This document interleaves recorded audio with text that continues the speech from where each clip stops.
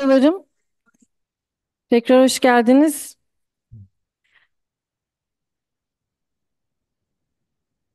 Davetli konuşmacı oturumuza hepiniz tekrardan hoş geldiniz. Kongre programımız Virginia Üniversitesi öğretim üyesi Sayın Profesör Doktor Brian Cook tarafından gerçekleştirilecek olan Özel Eğitimde Araştırma ve Uygulama Arasındaki Uçurum isimli konuşma ile devam edecektir. Size şimdi İngilizce olarak kendisini kısa özgeçmişini sunacağım. We would like to welcome to our keynote speech presenter for the 34th National Special Education Conference of Turkey. I'd like to welcome, in the presence of you, Professor Brian Cook from Virginia University, School of Education and Human Development, Department of Curriculum, Instruction and Special Education. He'll give a speech about the gap between research and practice in special education. Professor Brian Cook, we would like to thank you very much for your contribution to our conference. It's an honor to see you here. I would like to give a short biography of you right now. Brian Cook's work focuses on facilitating and examining the use of open science and crowdsourcing in education research, researching research, meta-research in education, and identification of evidence-based practices in special education. Recent accomplishments include working with research partners across country SPI on a crowdsourced replication study funded by IES, investigating teaching science facts to elementary students with high incidence disabilities, receiving a 2.5 million leadership grant in partnership with Temple University from the US Department of Education to train doctoral students with a focus on identifying and implementing evidence-based practices for students with disabilities, and co-authoring an article in Educational Researcher examining questionable research practices among education researchers that was featured in an online Forbes article. Now I would like to give the speech to Professor Brian Cook. Thank you very much for your speech. Thank you. And thank you for inviting me to speak with you all. Today, I'm going to talk about a topic that is near and dear to my heart. I've spent a few decades now thinking about how we can improve practice in special education by informing it with research. And recently, I've been rethinking this issue of the research to practice gap in special education. So I'm looking forward to sharing with you some of my recent thoughts on this issue. So briefly, a preview, I'm going to talk about the importance of using effective interventions and instruction in special education, why and how we can use research to help us identify effective intervention approaches. A recent way to do that is through identifying evidence-based practices. And then talking about this issue of the research to practice gap, how the difference between our research base and typical practice in schools and classrooms for teaching students in special education. Then I'll talk about some of my recent thoughts about reconceptualizing this research to practice gap and how to reframe this issue in a way that I think and I hope may be more productive. And then finally, I'll end with some recommendations for different groups of educators and and have hopefully some time for questions and discussion at the end.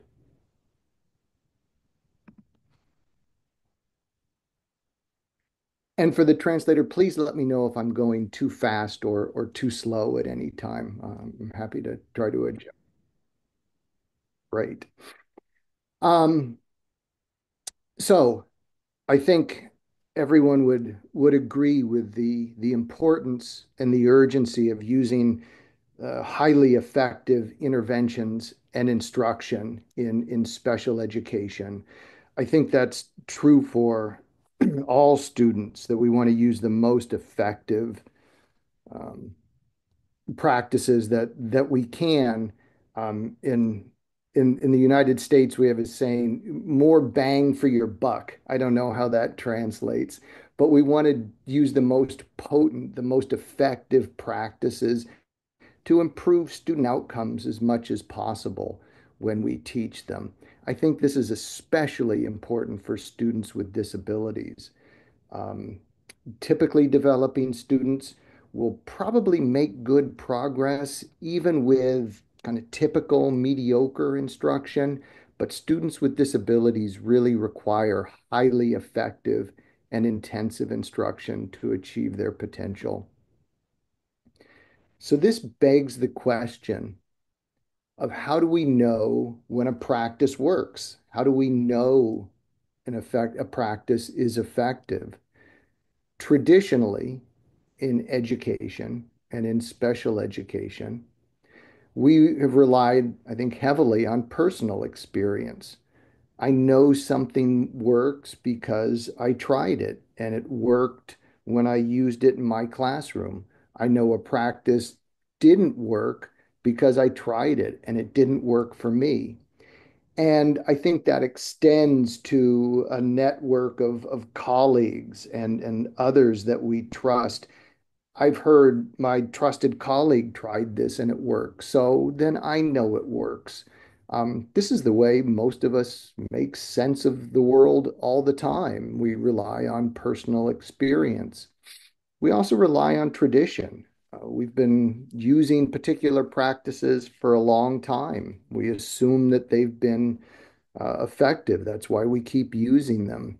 We rely on authority. We look to university professors, we look to administrators and other leaders to, if they have some authority and some credibility because of their status and their training. So when they say something works, we tend to believe that.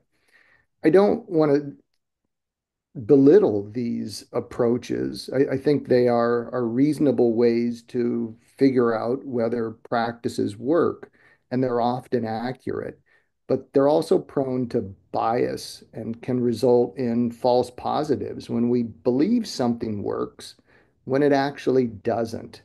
I think we do this all the time. We fool ourselves that the the student is seems to be smiling and seems to be enjoying a practice, and so we think it works when maybe it really doesn't. Maybe it does work for a particular student, but it isn't generally effective. So there can be false positives when we rely on these approaches. Experts are sometimes wrong. Tradition, we can have traditions that aren't accurate. Um, and we can also have false negatives where we um, believe practices that are truly effective, that they don't work. If I maybe don't like a practice, it's against the way I think instruction should work. It could be truly effective, but I can kind of fool myself into thinking that it doesn't work. So these approaches work a lot in terms of determining whether a practice is effective or not, but they're prone to bias. And in this high stakes field of special education, we want to minimize the bias and minimize false positives and false negatives when deciding whether a practice is truly effective. And so that's where research comes in. I'm certainly not going to spend a lot of time going over the basics of how scientific research works. That's a class we can all have all taken in graduate school. But I think at its heart, scientific research provides us an objective way to organize our observations in a very systematic, logical manner to try to make sense of the world. And that includes making sense of instructional practices for students with disabilities. It's designed to kind of minimize the noise and the different factors that may cloud our judgment and our reasoning, to minimize bias. And scientific research has a very strong record of improving our understanding of the world, and that includes the world of instructional practices for students with disabilities. And so, using research to identify practices that really work, I think has a lot of merit to it and a lot of promise to it. Despite those strengths of using research to identify effective practice, that approach also has some limitations. There's lots of different types of research. Only some are designed to determine whether a practice causes improved learning outcomes. That's experimental research. But there's all sorts of other types of very good research, descriptive research, correlational research that have play important roles in understanding schooling and in education, but they don't tell us whether a practice works. And so sometimes we can look at a study and say, teachers like that, they are describing positive outcomes, student outcomes when implementing a practice, but they're really not designed to tell us whether the practice caused improved outcomes. This is a big one for me, this next bullet. No study is perfect, and some studies are seriously flawed.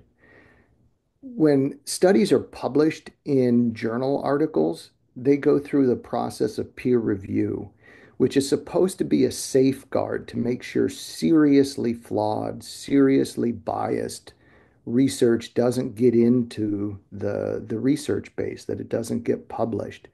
But peer review is it has its limitations, and lots of studies, some with minor flaws, some with very serious major flaws, get published. And so we have to be careful and be skeptical and critical when we look at research. There is a lot of misleading research out there. Just because something is published doesn't mean that it's absolutely correct. And this points us to we should be looking at research findings across many studies, across whole bodies of research, rather than trying to look at one particular study because that study might be flawed.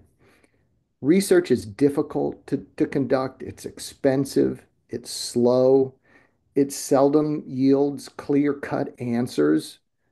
Studies often contradict each other. One study will find a practice works, another finds that it isn't so effective. So it isn't this panacea where once we look at research, we have all of the answers. Our research base is very limited and it's often confusing. And so research isn't this kind of perfect, easy answer.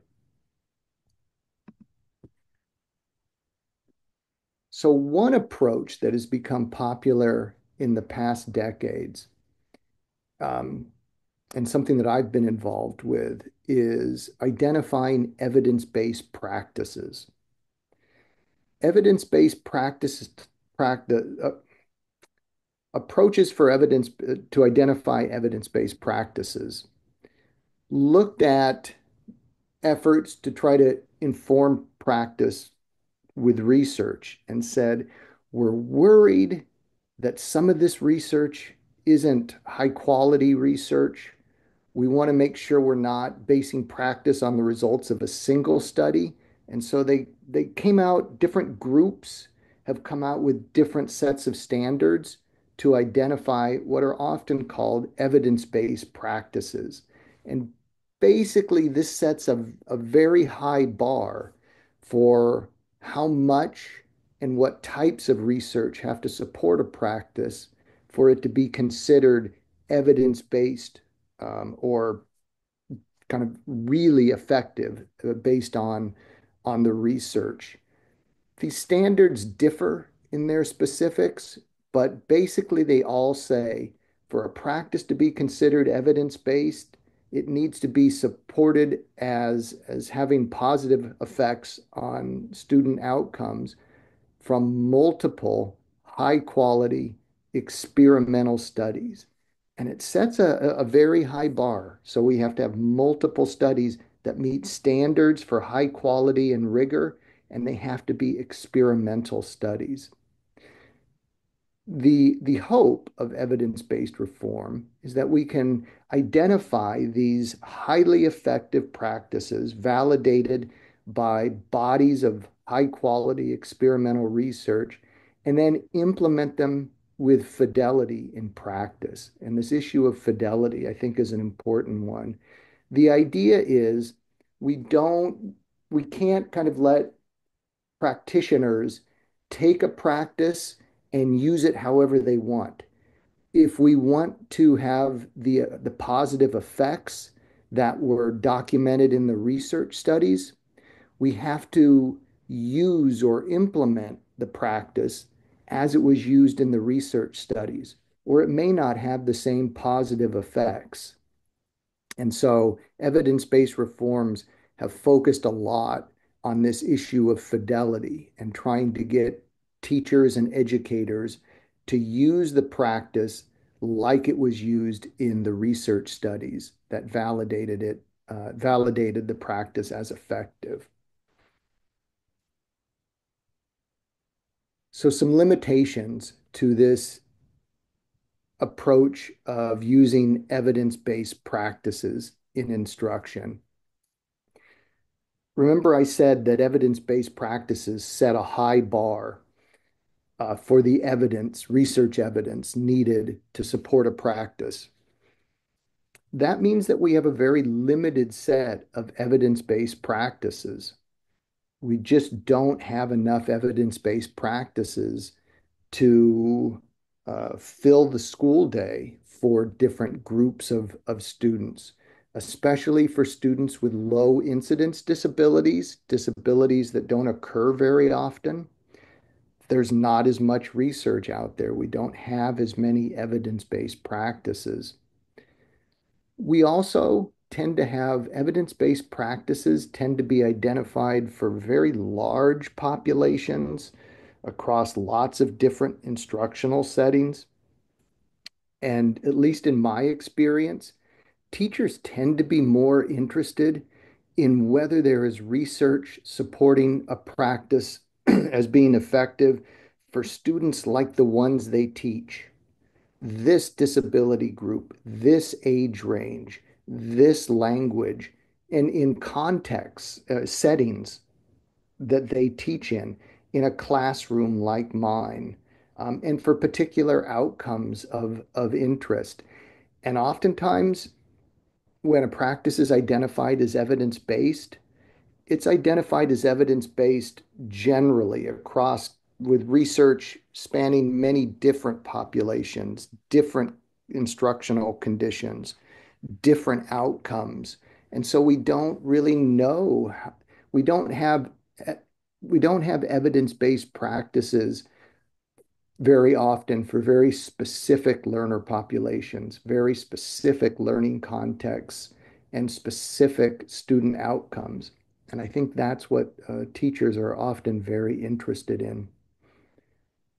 It's important to realize that evidence-based practices, even though they're shown by multiple high-quality research studies to be generally effective, they're not effective for every student.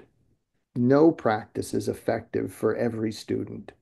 There are going to be what sometimes are called non-responders for every practice, even evidence-based practices.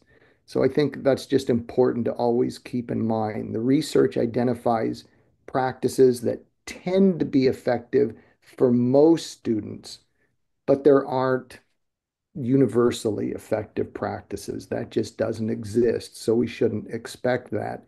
And in special education, kids with disabilities are oftentimes going to be non-responders. So we're going to be teaching the kids who are often the non-responders, even for evidence-based practices. So we shouldn't expect evidence-based practices, even though they're a great place to start and they're more likely to be effective than other practices, we shouldn't expect them to be effective for every student. I highlighted this last bullet point because I think it's very important. I think researchers often feel that once a practice has been validated by research, identified as an evidence-based practice, that we expect that teachers and other educators will automatically implement it and that it'll be easy to implement, that it'll just be automatically implemented. And that's certainly not the case. The focus of my talk today is on this research to practice gap. If evidence-based practices were easily and automatically implemented, we wouldn't be talking about a research to practice gap, but the research to practice gap is a consistent phenomenon that's been around a long time. It's hard to implement practices um, even when they're identified as evidence-based. So that leads us to the research to practice gap. Still doing okay in terms of the translation and my pace?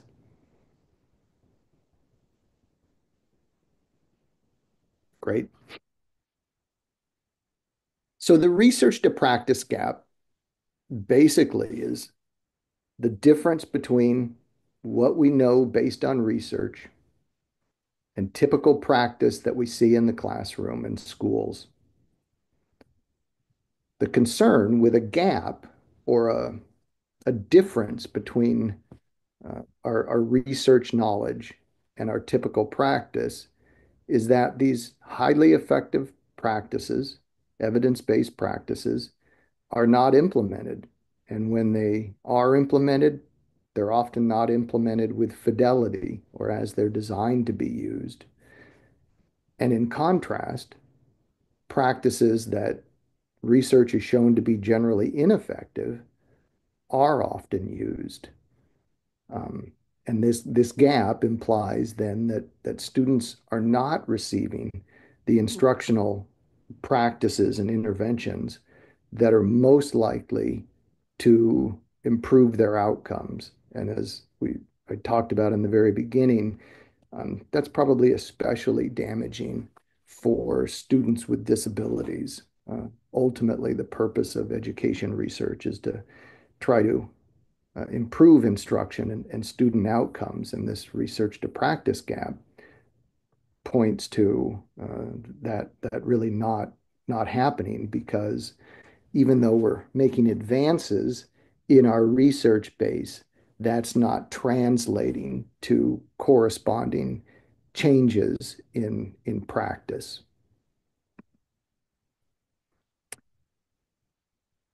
And this research to practice gap isn't just an academic concern. It is real, at least in the United States, and I would imagine that's the same in Turkey. It is real and it is fairly pervasive. Um, there's lots of evidence from surveys of teachers about what practices they use, and lots of different observational studies where people go in and observe what is happening in classrooms. And we see many different ineffective practices continuing to be used. And many of the effective practices, the evidence-based practices, we don't see used very much. Um, just there are lots of different examples of this, but a couple that I often highlight.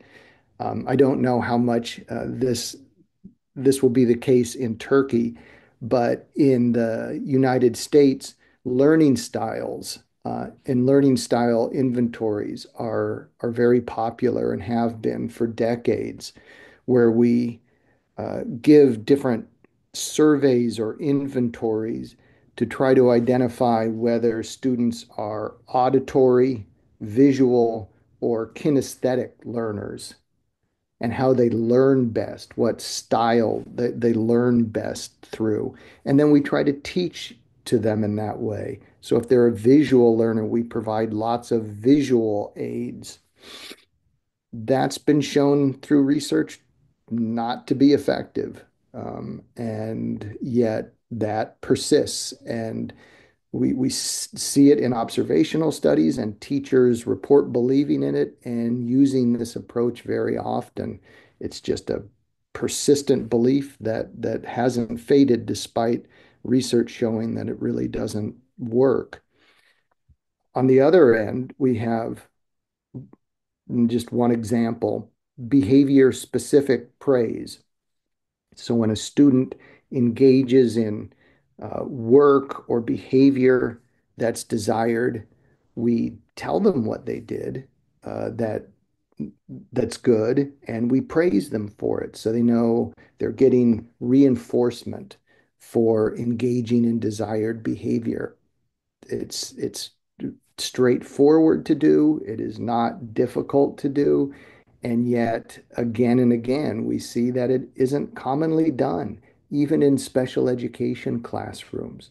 And so, a highly effective practice that's been supported by research, straightforward to do, and yet we just don't see it. So, there's a lot of evidence out there that there's a lot of room to improve uh, this gap between research and practice, and that gap does indeed exist.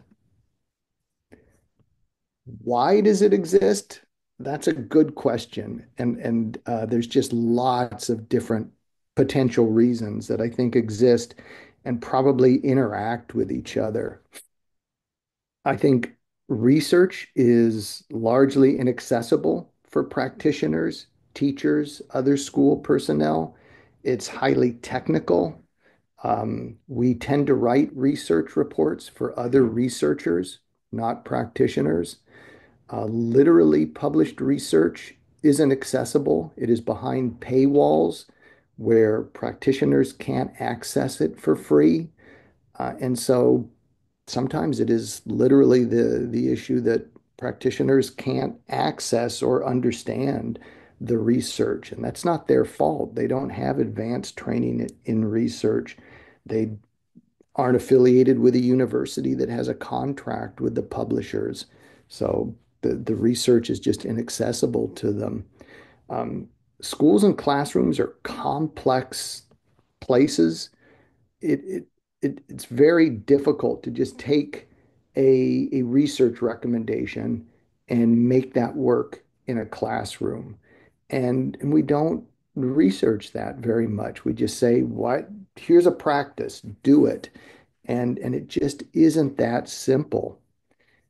Typically, we do not provide in schools systems and supports that will help teachers adopt and maintain new and effective practices. I know in the United States, we do a lot of in-service training where someone comes in, does a presentation for maybe an hour, maybe a half a day, and then says, good luck. And teachers might try it, but it's very difficult to maintain a new practice over time when you don't have ongoing supports. And we have something that's people call initiative fatigue among teachers, at least in the United States. Every year there's some new educational initiative that teachers are expected to do something new and adopt these new and better practices, some new reform.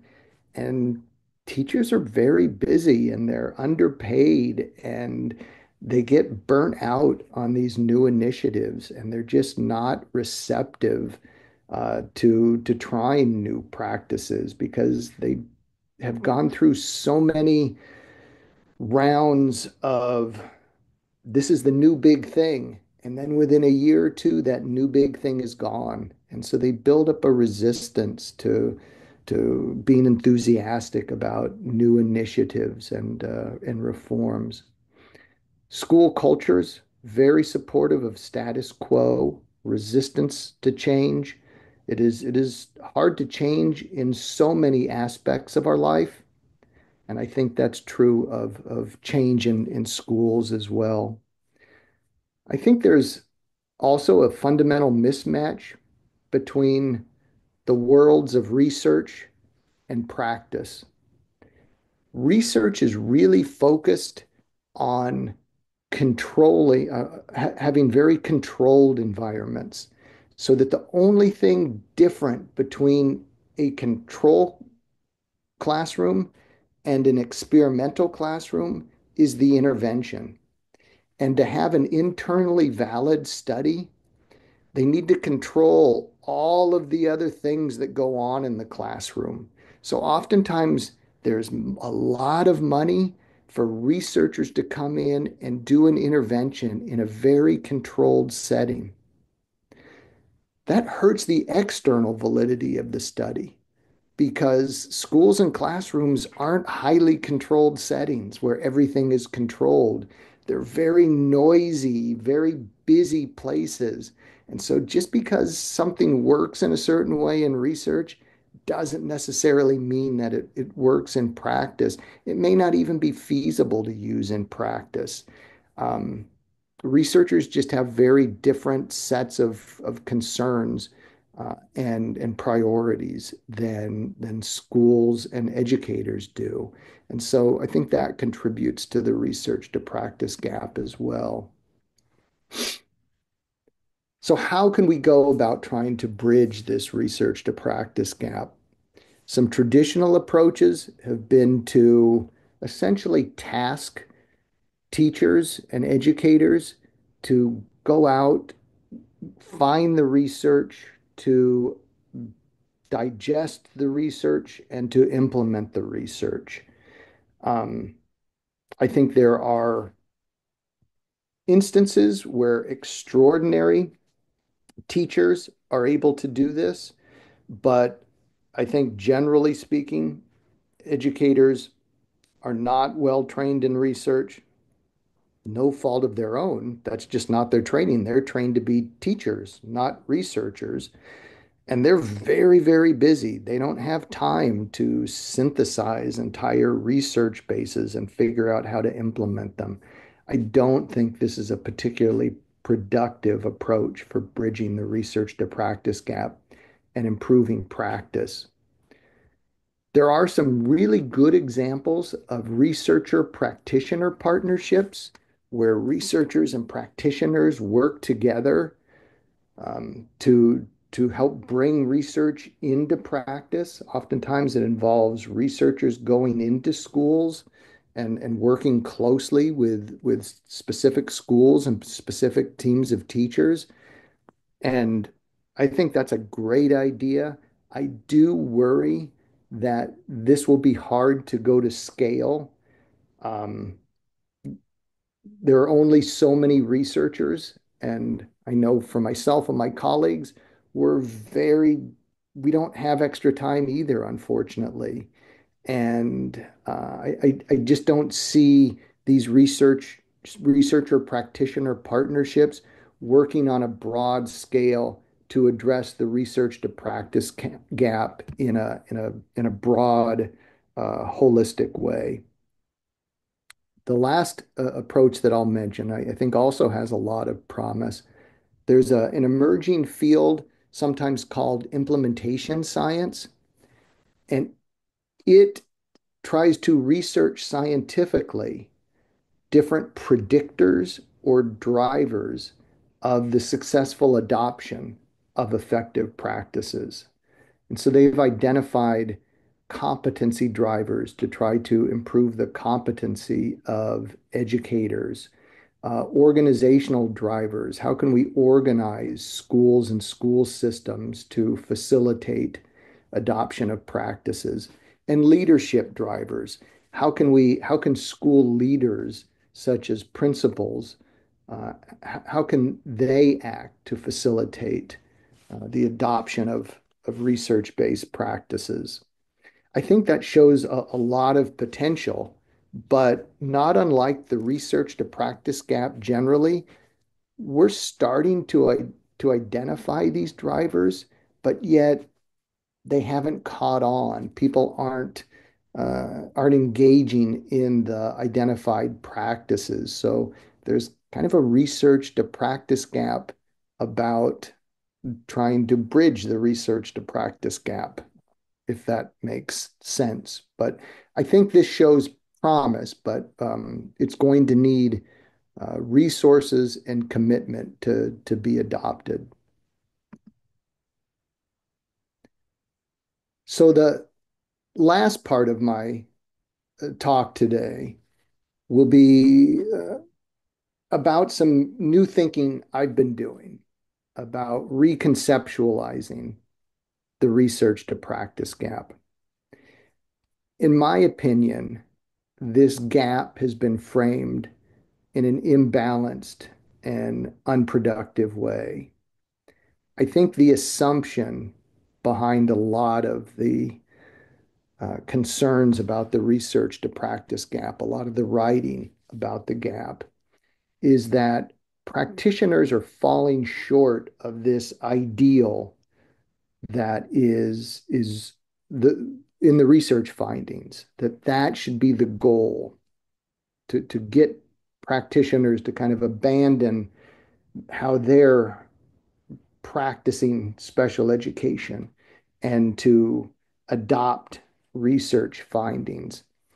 I think this fails to acknowledge the importance of the needs and the context of schools and classrooms and practitioners that are the context, are the realities in which any practice has to be implemented.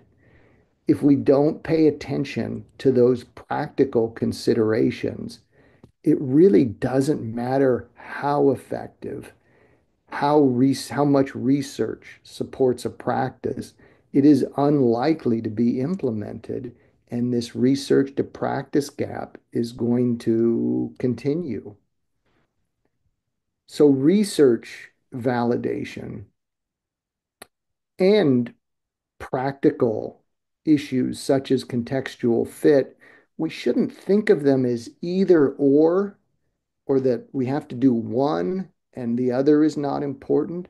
I think we need to take a both and approach. We need to think of both of these things working together, where I think the two can complement each other very well. We need to think about and consider research evidence, but we need to do that in the context of practical realities and practical considerations.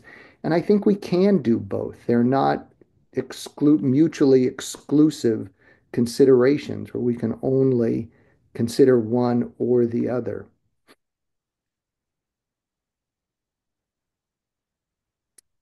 So this is just something I got off the internet, and I think it's a typical graphic for how the research to practice gap is typically conceptualized or portrayed.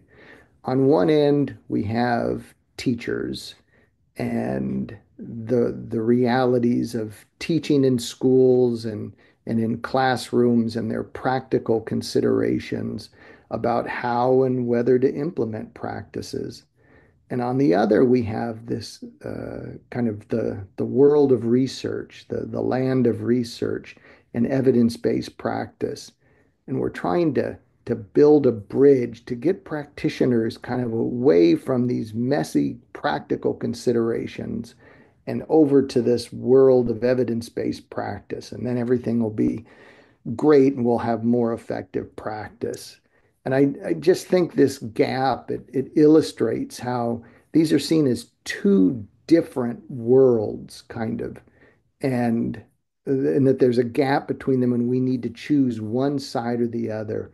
And I think that's just not a particularly productive way to think about implementing highly effective research-based practices.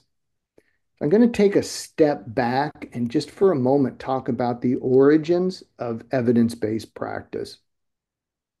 Evidence-based practice really was popularized in the field of medicine in the 1980s and the 1990s. David Sackett was a leading advocate of evidence-based practice in medicine. And he wrote that evidence-based practice means integrating individual clinical expertise. So things that doctors just know that they're good at, that what works for them, we want to integrate that expertise, that practical know-how, with the best available external clinical evidence from systematic research. So these integrating practical concerns with the best research evidence that we have available.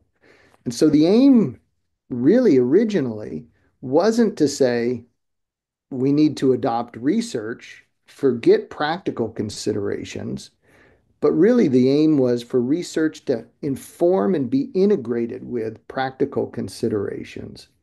And I find the phrase the best available evidence to be very attractive, and it recognizes that we don't have a perfect research base. We don't have an unlimited set of evidence-based practices to choose from. Sometimes we have to make decisions based on imperfect evidence. It doesn't mean we should disregard research evidence, but sometimes we have imperfect evidence and we have to inform practice based on the best available research that we have.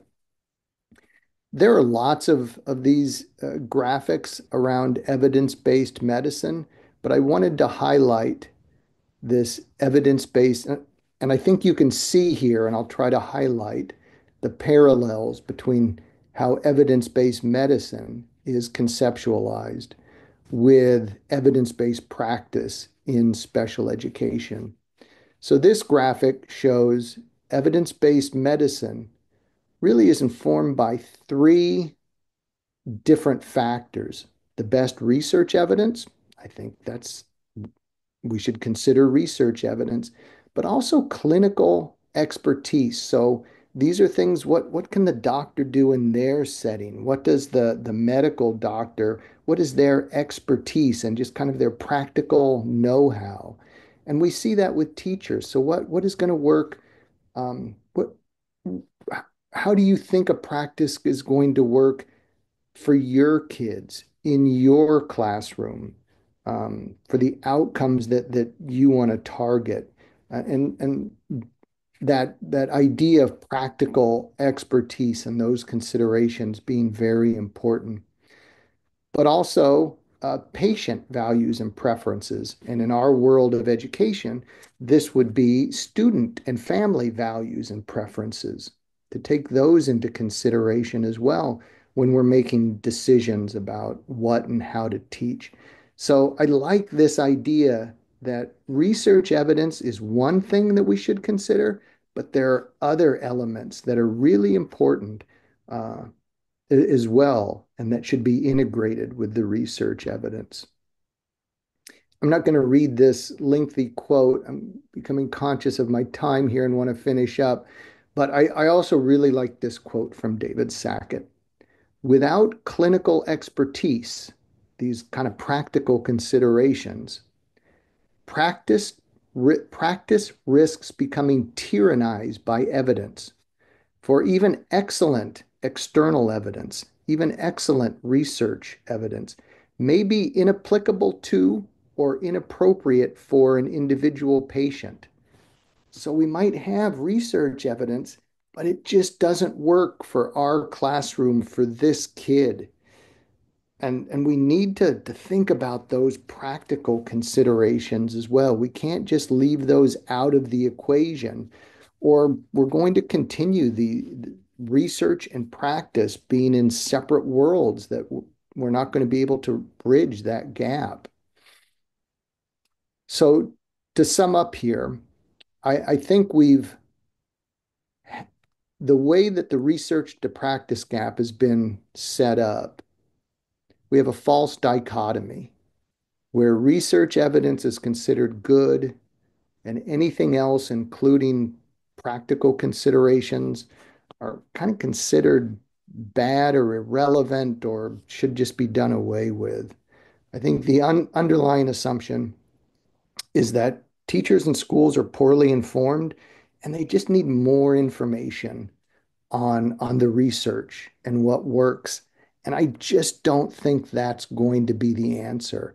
I don't think putting out more research and making research more easily available is going to change practice. More of the same isn't going to change isn't going to bridge the research to practice gap.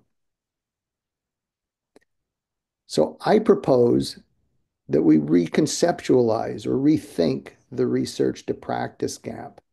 And following Sackett's uh, idea of integrating practical concerns with research evidence, I think we need to have both research evidence and a host of practical considerations considered when we try to improve and make more effective special education practices.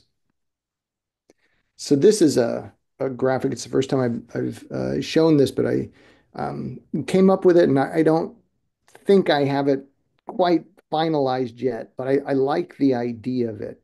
So instead of a gap between research to practice, this is a rope, and the rope is supposed to represent effective special education practice. And the different chords that work together and together, the individual chords are insufficient, but when wound together, strengthen each other to make a very strong rope. We have the best available research evidence. We should be informed by what is most likely to work, but we also might need to adapt and to intensify and to individualize that practice or those practices. We need to think about issues of contextual fit. How is it going to work for the kids that I teach in the classroom that I teach, for the outcomes that I'm targeting?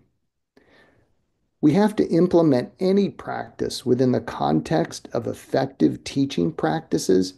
You can take a practice that's been shown in research, but if a teacher doesn't have good behavior management, if they don't have enthusiasm, if they have very poor pacing, a whole host of different, if they don't do good ongoing assessment, a host of effective teaching practices, even even the most highly effective practice can be done ineffectively. So we need to have good, effective teachers implementing the research practices, and they might have to adapt those and make them fit for their classroom. And then finally, we have to give educators supports and resources. They need ongoing coaching. They need the right materials. They need time. They need to work with one another to develop ways to make practices work in their school and with their kids. And so we need to provide those supports and resources. I'm sure there are other considerations that you can think of when we're trying to implement new practices that should be included in this, but this is just a starting place for me and my thinking now. And so I'll just end with a few slides on recommendations for different groups of educators that follow from this reconceptualization of the research to practice gap. First, researchers.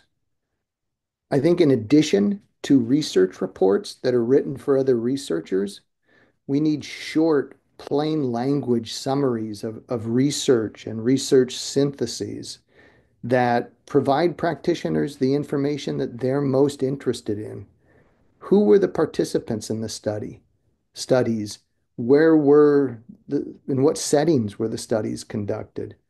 What specific outcomes were improved by the practice? What are the costs and the necessary resources for the intervention?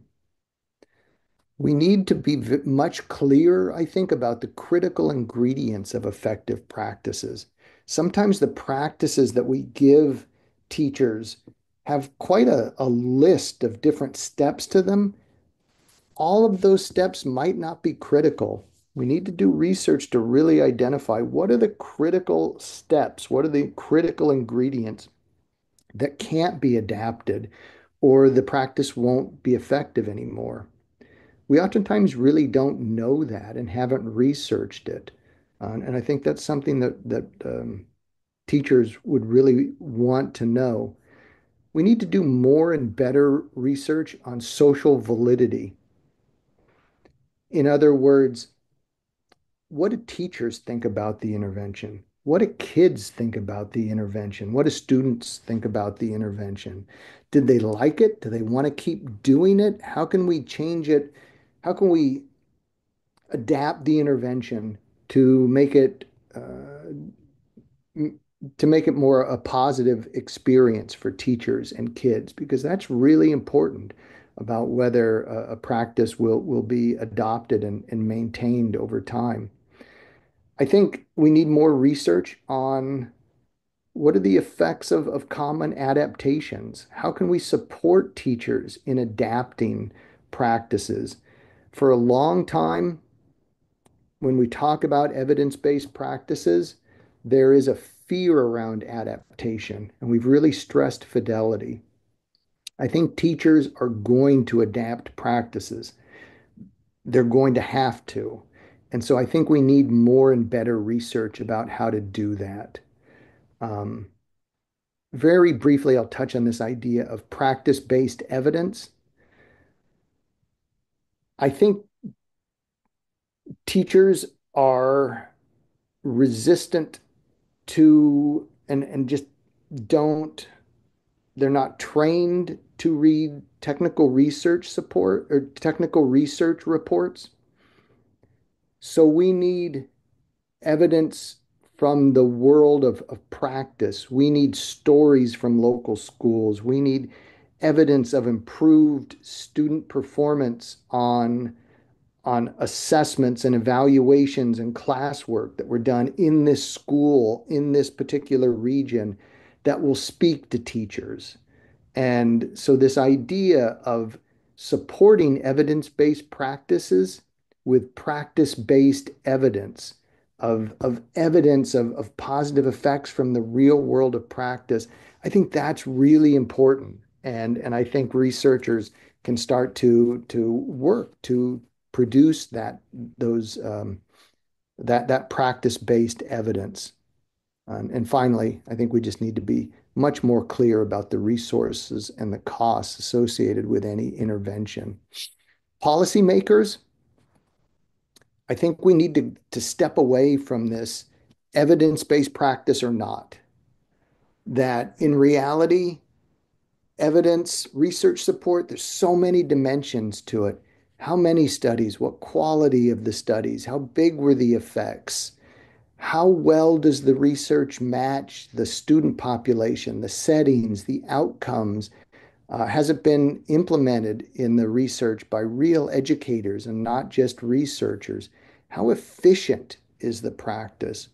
What evidence do we have around social validity and large scale implementation, adaptability? And and really, I think policymakers need to really stress the importance of ongoing supports for implementation, not just provide one training and expect that educators are going to be able to implement and maintain these practices effectively. And finally, practitioners, what can they do? I think we do need to be aware. Practitioners do need to be aware of the best available evidence, but think critically about how that aligns with your students' needs and their characteristics and the context in which you teach. Implement the research-based practices using effective teaching. Use a practice with fidelity first, use it how it is designed, but then once you're used to it, adapt it to make it better, to make it easier to use, to make it more effective for your students. I think adaptation is okay once you have a real good sense for for the practice. Formatively assess. Nothing, no practice is guaranteed to work for everybody. Ongoing, frequent assessment to see how a practice is working for each of the individual kids and be ready to adjust the practice if it's not being effective. And then seek out, develop, and share that practice-based evidence. When you have something that works that's research-based, uh, produce evidence that speaks to your colleagues, that you can share to help convince your colleagues that to try this practice.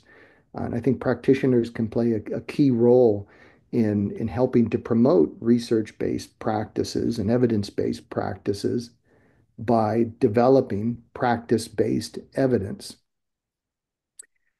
So this is the end of my talk, and we've got a few minutes left here for discussion and questions. But I think my takeaways here are scientific research is a very powerful tool, but we can't expect it to be automatically result in change in practice. So we need to integrate research evidence and coordinate it with practical considerations and not think of these as opposite forces working against each other, but figure out ways to make them, to enable them to work together. Because without consideration of these practical issues, and we're not going to get broad and sustained implementation. And then the potential benefits of these evidence-based practices are going to go unrealized. So I think this idea of reconceptualizing the research to practice gap and kind of infusing research with practical considerations is going to be really important for us to realize the potential benefits of identifying research-based and evidence-based practices. And with that, I'm done and happy to answer questions or to discuss anything with you in the few minutes we have remaining.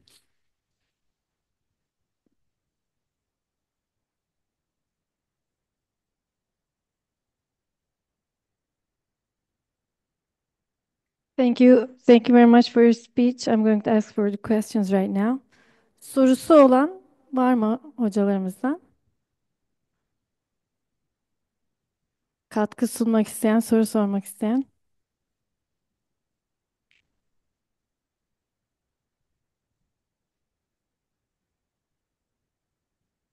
Yok sanırım. Var mı sorusu olan, katkı sunmak isteyen?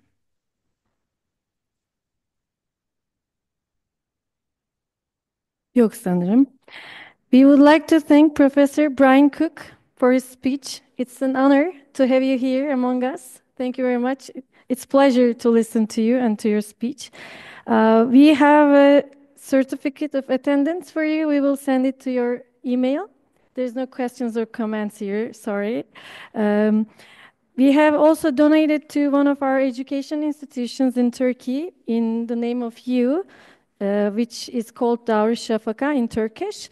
It gives scholarships to children in orphanages or orphan children. Thank you very much for your contribution and accepting to be our keynote speaker here. Thank you once again. Thank you very much. Thank It you. was a Thank you. pleasure and an honor to speak with you today.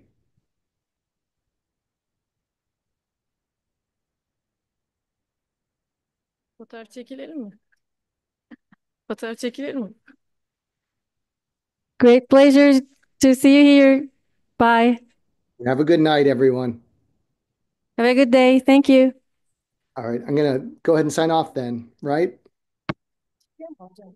Professor Brian, we would like to see Yes. you in the future in person in Turkey, in other conferences as well. Thank you very much. Thank you. Have a good night. And good luck with the rest of the conference.